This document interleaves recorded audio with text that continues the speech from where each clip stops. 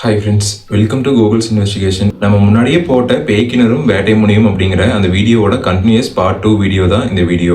Part 1 பார்க்காதவங்களுக்கு கமெண்ட்ல first கமெண்ட்டாக பின் பண்ணி வச்சிருக்கிறேங்க, போய் பார்த்துட்டு வந்துருங்க.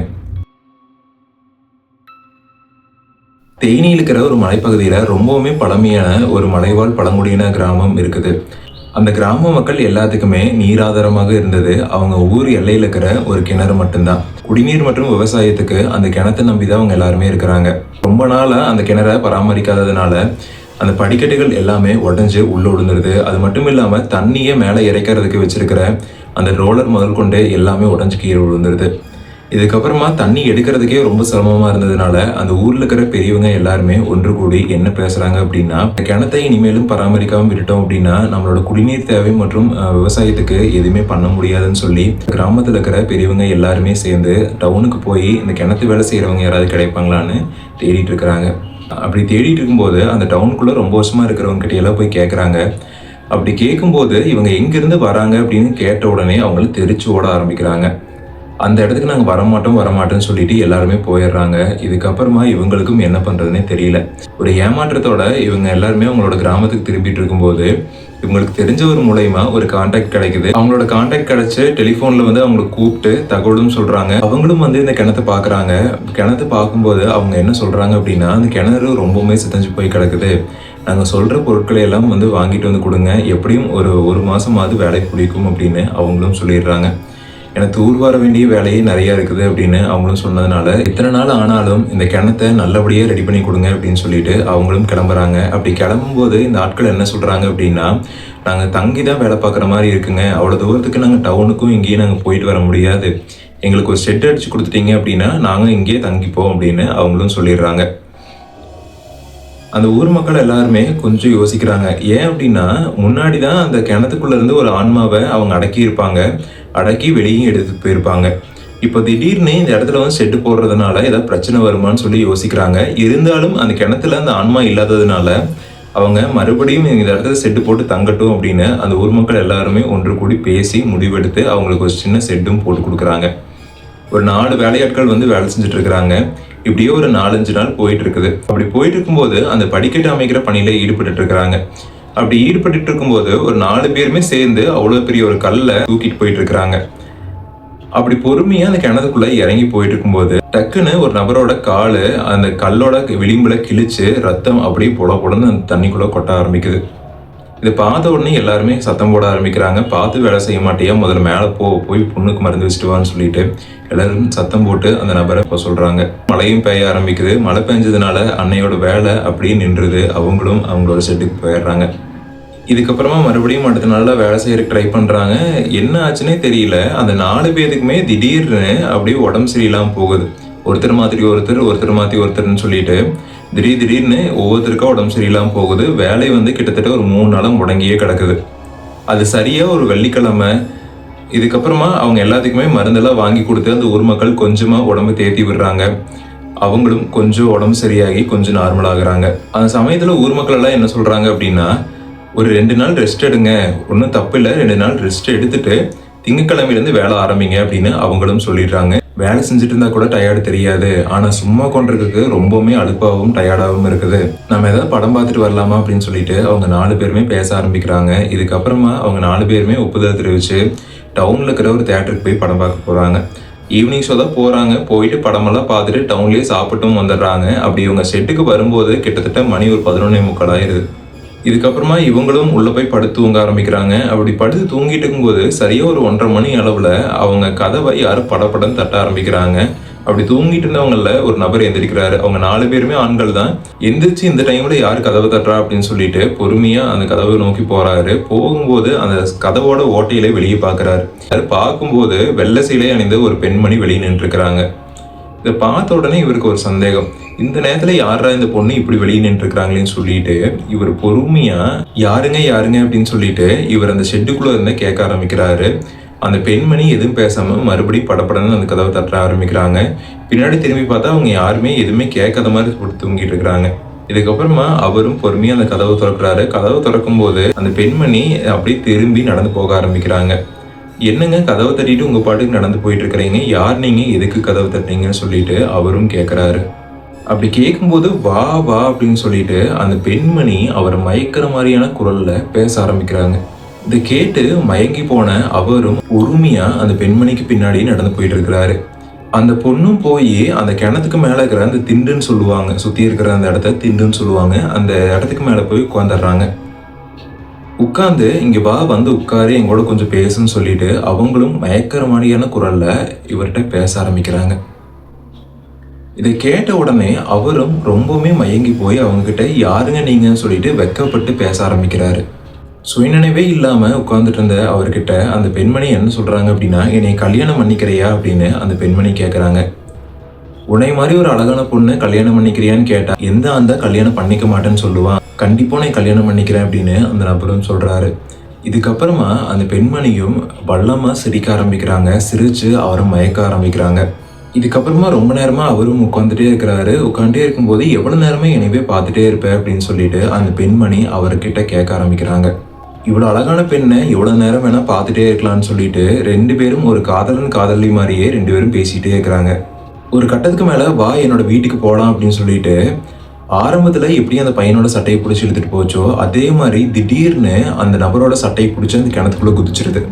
இந்த சத்தத்தை கேட்ட அந்த 3 பேருமே திடீர்னு எந்திரிச்சு பார்க்கும்போது பக்கத்துல அவர் இல்லைங்கிறத சுதாரிச்சுக்கிறாங்க. இந்த டைம்ல எங்க போனான்னு தெரியலையேன்னு சொல்லிட்டு டார்ச் லைட் அடிச்சுட்டு தேடிட்டு இருக்கிறாங்க. தேடிட்டு இருக்கும்போது அந்த கிணத்துக்குள்ள இருந்து சத்தம் வர ஆரம்பிக்குது. இதுக்கப்புறமா அவங்களும் உள்ள போய் எட்டி பார்க்கும்போது அந்த நபர் கொஞ்சம் கொஞ்சமா தண்ணிக்குள்ள மூழ்கிட்டு இருக்கிறாரு. இதை பார்த்த உடனே அவங்க 3 பேருமே அந்த டார்ச் லைட்டோட உள்ள குதிச்சிடுறாங்க. குதிச்சு அவரை எப்படியாவது வெளியே எடுத்துட்டு வந்துடலாம்னு சொல்லிட்டு ரொம்ப முயற்சி பண்றாங்க. ஆனா ரொம்ப வேகமா அவர் உள்ள போயிட்டு இருக்கிறாரு. ஒரு கட்டத்துக்கு மேல அவங்க 3 பேருமே அந்த நபரோட 2 கை கால் எல்லாத்தையுமே பிடிச்சிடுறாங்க. பிடிச்சி மேலே தூக்கலாம் அப்படின்னு பார்த்தா அவரோட கால் ஒரு வேர்ல சிக்கிட்டு இருக்கிறத அவங்க எல்லாருமே நோட் பண்றாங்க. அதுக்கப்புறமா அந்த வேரையும் பிடுங்கி வெளியே வீசிட்டு பொறுமையா அவரும் வெளியே எடுத்துட்டு வராங்க. ஒரு கட்டத்துக்கு மேல இவங்க எல்லாருமே மேலே ஏறிடுறாங்க. இவரை மேலே தூக்கலான்னு ட்ரை பண்ணும்போது டக்குன்னு இவங்க கையில இருந்து அவர் நழுவி அந்த தண்ணிக்குள்ளேயே மறுபடியும் மூழ்க போறாரு. இதை பார்த்து அவங்களுக்கு எல்லாத்துக்குமே ரொம்பவே ஷாக்கிங்கா இருக்கு. என்னன்னே தெரியலையே அப்படின்னு சொல்லிட்டு மறுபடியும் ஒரு பயத்தோடயே உள்ள குதிக்கிறாங்க. குதிச்சு இப்ப என்ன பண்றதுன்னு தெரியாம மறுபடியும் உள்நீச்சல் அடிச்சு அந்த நபரை வெளியே இழுத்துட்டு வராங்க. வெளியே இழுக்க அவங்களால வெளியே அவரை தூக்கவே முடியல. ஏதோ சக்தி அவர் இழுக்கிற மாதிரியே அவங்களுக்கு ஃபீல் ஆகுது. ஒரு கட்டத்துக்கு மேல அவங்க 3 பேருமே அவரை தம் கட்டி மேலே இழுத்துறாங்க. மேலே இழுத்த உடனே இதுக்கு மேலே அந்த கிணத்துக்குள்ள இருக்க வேண்டாம்னு சொல்லிட்டு டக்குன்னு அவரை மேலே கூப்பிட்டு போய் உட்கார வச்சு தண்ணியெல்லாம் தெளிச்சு ஆசுவாசப்படுத்தி அவரை முழிக்க வைக்கிறாங்க. அவரும் பொறுமையா கண்ணை திறந்து பாக்குறாரு. கண்ணை திறந்து பார்த்த உடனே எங்க போன என்னை கல்யாணம் பண்ணிக்கிறேன்னு சொன்னீங்க, எங்க போனேன்னு கேட்கிறாரு. டேய், யாருடா உன்னைய கல்யாணம் பண்ணிக்கிறேன்னு சொன்னா என்ன விளையாண்டுட்டு இருக்கிறையா? ஊர் பேர் தெரியாத ஊருக்கு வந்திருக்கிறோம், பொழப்பு தேடி வந்திருக்கிறோம், இந்த இடத்துல நீ என்ன பண்ணிட்டு இருக்கிற? நாங்க எந்திரிச்சு வரலினா உன்னோட நிலைமை என்ன ஆயிருக்கும் அப்படின்னு சொல்லிட்டு அந்த நபர்கிட்ட பேசிட்டு இருக்கிறாங்க. பேசும்போது அந்த ஆளுக்கு நடந்தது எதுவுமே தெரியல. இல்லடா, ஒரு பொண்ணு என்கிட்ட உட்காந்து என்னை கல்யாணம் பண்ணிக்கிறேன்லாம் சொல்லிட்டு இருந்தா, டக்குன்னு என்னாச்சுன்னு தெரியல, எனக்கு அப்படியே பிளாங்க் ஆயிடுச்சு அப்படின்னு அவர் சொல்றாரு. இதை கேட்ட உடனே உங்களுக்கெல்லாம் ஷாக் ஆயிடுது. எங்களை விட்டுட்டு நீங்க ஏதாவது தண்ணி அடிச்சுட்டு இது வந்துட்டியா அப்படின்னு அவங்க எல்லாருமே கேட்குறாங்க. தண்ணியெல்லாம் அடிக்கலடா அப்படிங்கும். தூக்க கலக்கத்தை நீ ஏதோ பண்ணிட்ட, தயவு செஞ்சு நீ போய் தூங்கு, நீ கிணத்து பக்கமே வர வேண்டாம் 2 நாள் அப்படின்னு சொல்லிட்டு இவங்க எல்லாருமே அந்த ஷெட்டுக்கு இந்த ஆளை கூப்பிட்டு போறாங்க. அப்படி அவரும் அந்த ஷெட்டுக்குள்ள போயிட்டு இருக்கும்போது இவங்க 3 பேரும் அவருக்கு பின்னாடியே போயிட்டு இருக்கிறாங்க. அப்படி போயிட்டு இருக்கும்போது அந்த கிணத்துக்குள்ள இருந்து அப்படியே சலசலன்னு சத்தம் வர ஆரம்பிக்குது. இதை கேட்ட 3 பேருக்கும் அப்படியே ஹார்ட் பீட் கொஞ்சம் கொஞ்சமா அப்படியே படப்படன்னு துடிக்க ஆரம்பிக்குது. இதுக்கப்புறமா அவங்களும் பொறுமையா திரும்பி பார்த்து அந்த கிணத்துக்குள்ள அப்படி என்ன இருக்குன்னு சொல்லி போய் பார்க்கலான்னு அவங்களும் பொறுமையா போறாங்க. அப்படி போய் பார்க்கும்போது திடீர்னு ஒரு சைட்ல ஒரு கருப்பான ஒரு உருவம் இவங்களே பார்த்துட்டு இருக்கிறத ஒரு நபர் பார்க்கறாரு. பார்த்த உடனே டே அங்க பாருங்கன்னு சொல்லிட்டு கை காமிக்கிறாரு. கை காமிச்ச உடனே டக்குன்னு அந்த உருவம் அங்க இருந்து மறைஞ்சு போயிருது. மற்ற 2 பேருமே அந்த உருவத்தை பார்க்கல. டே என்னடா விளையாண்டு இருக்கிறீங்க, ஆள் மாத்தி தயவு செஞ்சு எல்லாரும் போய் தூங்குங்கன்னு சொல்லிட்டு அந்த டீம்ல ஹெட்டா இருக்கிற ஒரு ஆளு அவங்க 3 பேர்த்தையுமே போய் தூங்க சொல்றாரு. காலையில ஒரு 8 மணி அளவுல எல்லாரும் வேலையை ஆரம்பிக்கிறாங்க. தண்ணியில குதிச்ச நபரும் இப்போ வேலை செய்யறேன்னு சொல்லி அடம் பிடிக்க ஆரம்பிக்கிறாரு. இல்ல நீ 2 நாள் வேலை செய்ய வேண்டாம், அமைதியா உட்காருன்னு சொல்லவும், இல்ல நான் வேலை செய்யறேன், எந்த பிரச்சனையும் பண்ண மாட்டேன்னு சொல்லிட்டு அவரும் அவர்னால முடிஞ்ச வேலையை செஞ்சுட்டு இருக்கிறாரு. அப்படி வேலை செஞ்சுட்டு இருக்கும்போது திடீர்னு ஒரு 2 மணி அளவுல கருமேகங்கள் எல்லாமே சூழ்ந்து மழையும் பெய்ய ஆரம்பிக்குது. இவங்களும் உடனே ஓடி போய் அவங்களோட செட்டில் நின்றுக்கிறாங்க. மழையும் நிற்கும், வேலை செய்யலாம்னு சொல்லி பார்த்துட்டே இருக்கிறாங்க. மழை நிற்கவே மாட்டேங்குது, கொட்டி தீக்குது. இவங்க இந்த வேலையை சீக்கிரமா முடிச்சு கொடுத்துட்டு அவங்களோட ஊருக்கு போகலாம் அப்படின்னு சொல்லிட்டு முயற்சி பண்றாங்க. ஆனா அந்த வேலை சீக்கிரமா முடிகிற பாடே இல்லை. தொடர்ந்து ஏதோ ஒரு தடங்கள் வந்துட்டே தான் இருக்குது. இவங்க எல்லாமே வெளியூர்ல இருந்து வேலை தேடி வந்திருக்கிறதுனால இவங்களோட குடும்பத்தை பிரிஞ்சு வந்திருப்பாங்க. மாசத்துக்கு ஒரு 5 நாள் 10 நாள் தான் உங்களோட குடும்பத்துக்கூடயே இருப்பாங்க. சீக்கிரமா அந்த வேலையை முடிச்சுட்டு போய் குடும்பத்துக்கூட சந்தோஷமா இருக்கலாம்னு பார்த்தா அது நடக்காது போலயேன்னு சொல்லிட்டு எல்லாரும் புலம்ப ஆரம்பிக்கிறாங்க. இதுக்கப்புறமா அன்னைக்கு நைட்டும் ஆயிடுது. நைட் ஆனதுக்கு அப்புறமா குளிர் ரொம்பவுமே ஜாஸ்தியா இருக்குது. அது சரியான காட்டுக்கு நடுவில் இருக்கிற கிராமம் அப்படிங்கிறதுனால ரொம்பவுமே குளிர் ஜாஸ்தியா இருக்கும். அது மட்டும் இல்லாம பனியும் வேற பெஞ்சிட்டு இருக்குது. மழை பெஞ்சதுனால ரொம்பவுமே குளிர் ஜாஸ்தியா இருக்கு. அவங்க கிட்ட இருக்கிற கம்பளி மற்றும் ஸ்வெட்டர் எல்லாத்தையுமே போத்தி நெருப்பெல்லாம் பற்ற வச்சு கதகதப்பா உட்காந்துட்டு இருக்கிறாங்க. இருந்தாலும் குளிர் அடங்குற மாதிரியே இல்லை. அந்த டீம்லயே ஹெட்டா இருக்கிற மேஸ்திரி மணி அப்படிங்கிறவங்களோட ஒய்ஃபு அவங்களுக்கு கால் பண்றாங்க. கால் பண்ணி என்ன சொல்கிறாங்க அப்படின்னா, ஊரில் ரொம்பவுமே கஷ்டம், எனக்கும் வேலை இல்லை, நானும் வந்து அங்கே வேலை செய்கிறேன், எனக்கு சம்பளம் வரும்லன்னு சொல்லிட்டு அவங்களோட மனைவியும் கூப்பிட்டு இவங்ககிட்ட பேச ஆரம்பிக்கிறாங்க. ரொம்பவுமே குளிராக இருக்குது, எங்களாலேயே தாங்க முடியல, நீங்கள் வந்து எப்படி சமாளிக்க முடியும் அப்படின்னு அவரும் கேட்குறாரு. அவங்க என்ன சொல்கிறாங்க அப்படின்னா, இல்லைங்க, இங்கேருந்து ஒன்றுமே பண்ண முடியாததுக்கு நாங்கள் கூட வந்து ஏதோ ஒத்தாசையாவது இருக்கேன் அப்படின்னு அந்த பெண்மணியும் இவங்ககிட்ட சொல்கிறாங்க. இதை கேட்ட அவரும் சரி வா அப்படின்னு அவங்களையும் வர சொல்லிடுறாங்க. இதுக்கப்புறமா அவங்களோட மனைவியும் அடுத்த நாள் வந்துடுறாங்க. வந்து இப்போ ஒரு 5 பேர் சேர்ந்து அந்த வேலையை செஞ்சுட்டு இருக்கிறாங்க. அன்னைக்கு சரியாக அமாவாசையும் கூட. காலையில் நல்லாவே மழை பெஞ்சிட்டு இருந்ததுனால அவங்களால சுத்தமாகவே வேலை செய்ய முடியல. அதனால நைட்டு வேலை செஞ்சிடலான்னு சொல்லிட்டு தீப்பந்தத்தை எல்லாம் பற்ற வச்சு அவங்களால முடிஞ்ச வேலைகளை செஞ்சுட்டு இருக்கிறாங்க. அப்படி செஞ்சுட்டு இருக்கும்போது என்ன ஆகுது அப்படின்னா, டக்குன்னு ஒரு 11 மணி அளவில் சுழற்காற்று மாதிரி அந்த கிணத்தை சுற்றிட்டே இருக்குது. இதை பார்த்த உடனே உங்களுக்கெல்லாம் மிகப்பெரிய ஒரு ஷாக். இந்த நேரத்தில் நைட் டைமில் காற்றே இல்லாத ஒரு சூழலில் எப்படி இந்த சுழல் காற்று வருதுன்னு சொல்லிட்டு இவங்க எல்லாருமே யோசிச்சுட்டு இருக்கிறாங்க. இதுக்கப்புறமா அதை பார்த்துட்டு பெருசாக அவங்களும் எடுத்துக்காம அந்த கிணறோட சுவர்கள் எல்லாத்தையுமே சாரம் கட்டி பூசிட்டு இருக்கிறாங்க. அப்படி பூசிட்டு இருக்கும்போது திடீர்னு மேலே சுற்றிட்டு இருந்த சுழல் காற்று அப்படியே கீழே இறங்க ஆரம்பிக்குது. அப்படி அந்த கிணத்துக்குள்ளே இறங்க இறங்க அந்த ஜாரக்கயிறுகள் எல்லாமே கட்டாகி அந்த ஜாரத்தில் கட்டியிருக்கிற மரங்கள் எல்லாமே ஒவ்வொன்றா பட்டப்பட்டன்னு அப்படியே கீழே உருண்டு விழுக ஆரம்பிக்குது. அப்படி விழுகும்போது அந்த ஜாரத்தில் நின்று வேலை செஞ்சுட்டு இருந்த மணி அப்படி தடுமாறி கீழே விழுக போகும்போது பக்கத்துல இருந்த நபரையும் மேலே தூக்கி விட்டுட்டு அவரு வேற சப்போர்ட் இல்லாம கீழே விழுந்துடுறாரு. ஆண்கள் 3 பேரும் மேலே ஓடி வந்துடுறாங்க. அவங்களோட மனைவியும் கத்த ஆரம்பிக்கிறாங்க. என்னங்க என்னங்கன்னு சொல்லிட்டு அவங்களும் கத்த ஆரம்பிக்கிறாங்க. மணி அப்படியே தண்ணிக்குள்ள கொஞ்சம் கொஞ்சமா அப்படியே கீழே போயிட்டு இருக்கிறாரு. இந்த ஆண்கள் யாருமே கீழே வர மாதிரி இல்லை. அவங்களோட மனைவிக்கும் என்ன பண்றதுன்னு தெரியல. அவங்களும் கையிலெல்லாம் தூக்கி போடுறாங்க. ஆனால் மணியினால பிடிக்க முடியல. இவ்வளவும் முயற்சி பண்ணுறாங்க, முடியாததுனால ஒரு கட்டத்துக்கு மேலே மணி கொஞ்சம் கொஞ்சமாக அதுக்குள்ளே மூழ்க போகிறாரு. இதை பார்த்துட்டு இருந்த அவங்களோட மனைவி டக்குன்னு அவங்களும் தண்ணிக்குள்ளே குதிச்சிடுறாங்க. அவங்க பற்றி சொல்ல போனால் அவங்களுக்கு நீச்சலே தெரியாது. தன்னோட கணவர் இப்படிப்பட்ட சூழ்நிலையில் சிக்கிட்டாருன்னு சொல்லிட்டு அவங்களும் தண்ணிக்குள்ளே குதிச்சு ஒரு வழியாக அவரையும் பிடிச்சி மேலே எடுத்துகிட்டு வந்துடுறாங்க. அவங்களும் தட்டு மாதிரி மேலே ஏறிடுறாங்க. ஒரு வழியாக அவங்களும் மேலே ஏறி வந்துடுறாங்க. மணிக்கும் உடம்பு ஃபுல்லாக சின்ன சின்ன சாறுகாயங்களும் சின்ன சின்ன அடிகளும் ஏற்பட்டிருக்குது. ரொம்ப பயத்தோடு நின்று இருக்கும்போது திடீர்னு அந்த கிணத்துக்குள்ள ஒரு சுழல் மாதிரி சுத்த ஆரம்பிக்குது. இதை பார்த்த உடனே அவங்க எல்லாத்துக்குமே கைகாலெல்லாம் நடுக்க முடிக்க ஆரம்பிக்குது. அப்படி இவங்க பார்த்துட்டு இருக்க சமயத்தில் கொஞ்ச நாளைக்கு முன்னாடியே அந்த கிணத்துக்குள்ள ஒரு கருப்பான ஒரு உருவத்தை அந்த வேலை செய்கிற ஒரு ஆள் பார்த்துருப்பாரு. அதே உருவத்தை இப்போ அந்த 4 பேருமே பார்க்குறாங்க. அது மனுஷனா இல்லை வேற ஏதாவது அப்படின்னு சொல்லிட்டு இவங்க எல்லாத்துக்கும் எதுவுமே தெரியல. ரொம்பவுமே குழப்பமா இருக்கு. மணிக்கு ஏற்பட்ட புண்கள்ல அவங்களோட மனைவி மருந்தும் வச்சு விட ஆரம்பிக்கிறாங்க. இப்படியே அந்த நைட்டு அப்படியும் முடிஞ்சிருது. இதுக்கப்புறமா அடுத்த நாள் காலையில அந்த ஊர் மக்கள் எல்லாருமே இந்த பக்கம் வராங்க. வந்து பார்க்கும்போது வேலையெல்லாம் எப்படி போயிட்டு இருக்குன்னு அந்த கிணத்துக்குள்ள எட்டி பார்க்குறாங்க. பார்க்கும்போது அவங்க பார்த்த விஷயம் அவங்களே அதிர்ச்சி அடைய வச்சிருக்கு.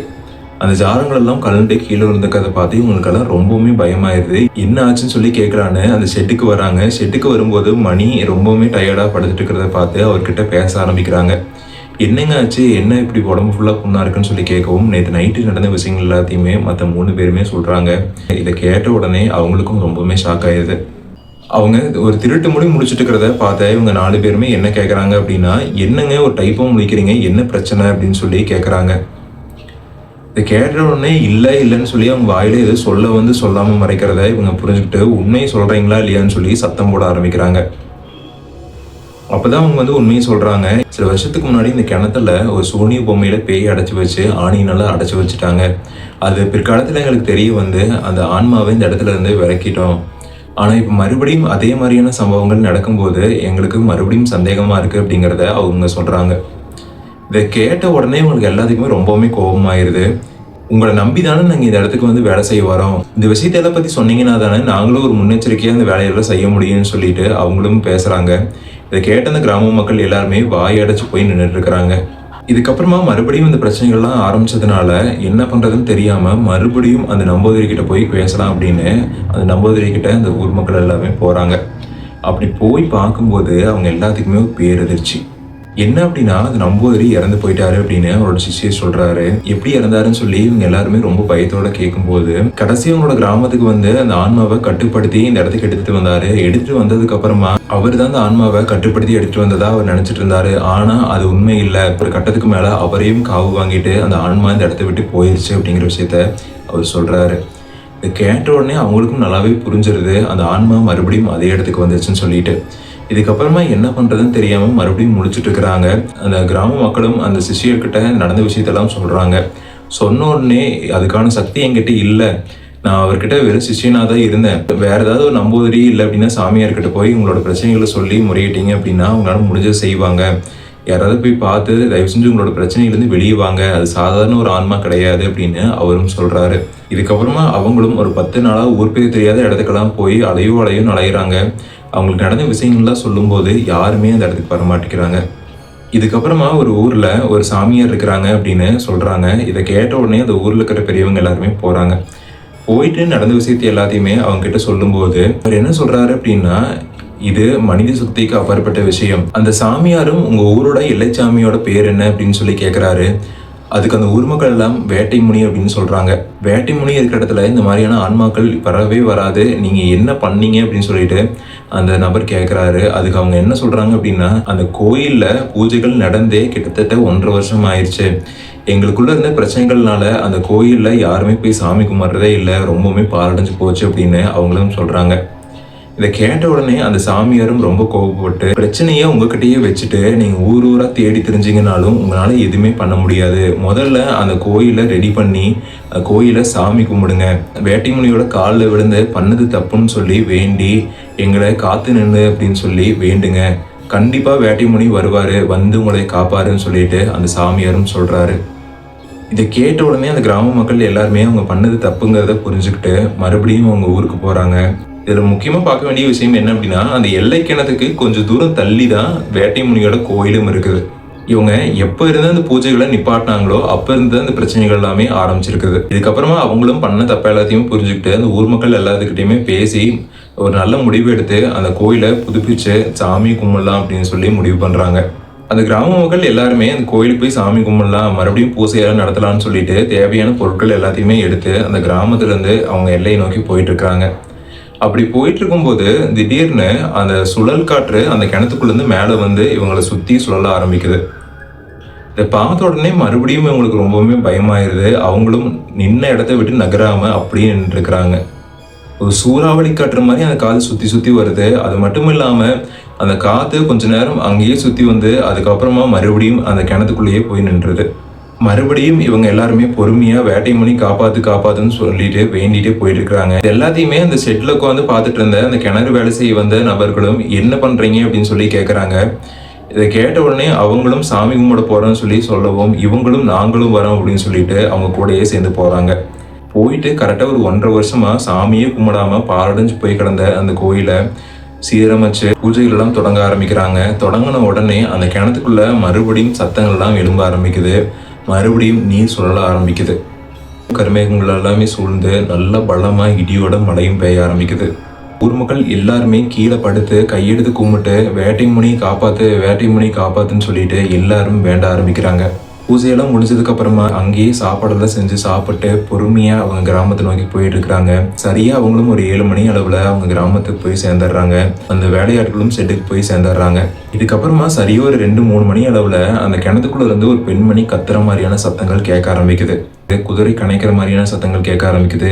இதெல்லாம் கேட்டுட்டு அந்த செட்டுக்குள்ள இருந்தவங்க ரொம்பவுமே பயத்துல உட்காந்துட்டு இருக்கிறாங்க. இதெல்லாம் என்னன்னே அவங்களுக்கு புரியல. என்ன ஆனாலும் நம்ம இந்த செட்டை விட்டு வெளியே போயிடக்கூடாது அப்படின்னு சொல்லிட்டு எல்லாரும் ஒரு பயத்தோடையே உள்ள உட்காந்துட்டு இருக்கிறாங்க. அன்னைக்கு நைட்டு ஃபுல்லாகவே அவங்க தூங்கவே இல்லை. சரியாக ஒரு 6 மணி அளவில் பொறுமையாக அந்த கதவை திறந்து வெளியே வந்து பார்க்குறாங்க. பார்க்கும்போது அவங்க பார்த்த விஷயம் அவங்களுக்கு ரொம்பவுமே ஷாக்கிங்காக இருக்குது. என்ன அப்படின்னா, அந்த கிணத்துக்கு மேலே இருக்கிற அந்த திண்டில் ஒரு பொம்மை கிடக்குது. பார்க்கறதுக்கே ரொம்ப விகாரமாக இருக்குது. இதை பார்த்துட்டு அந்த வேலையாட்கள் எல்லாருமே போய் இந்த ஊரில் இருக்கிற பெரியவங்களை கூப்பிட்டு வராங்க. பார்த்த உடனே அவங்களுக்கெல்லாம் மிகப்பெரிய ஒரு ஷாக். ஏன்னா ஃபர்ஸ்ட் பார்ட்ல அந்த சாமியார் இந்த பொம்மை தான் எடுத்துட்டு போயிருப்பாரு. இந்த பொம்மை மறுபடியும் எப்படி இந்த கிராமத்துக்குள்ள வந்ததுன்னு சொல்லிட்டு இவங்க எல்லாத்துக்குமே ஒரு மிகப்பெரிய ஒரு அதிர்ச்சி. இதுக்கப்புறமா அந்த பொம்மையும் எடுத்துட்டு போயிட்டு எரிச்சிடுறாங்க. எரிச்சதுக்கு அப்புறமா ஒரு 10 நாள் போகுது. போக போக எந்த பிரச்சனைகளுமே இல்லை.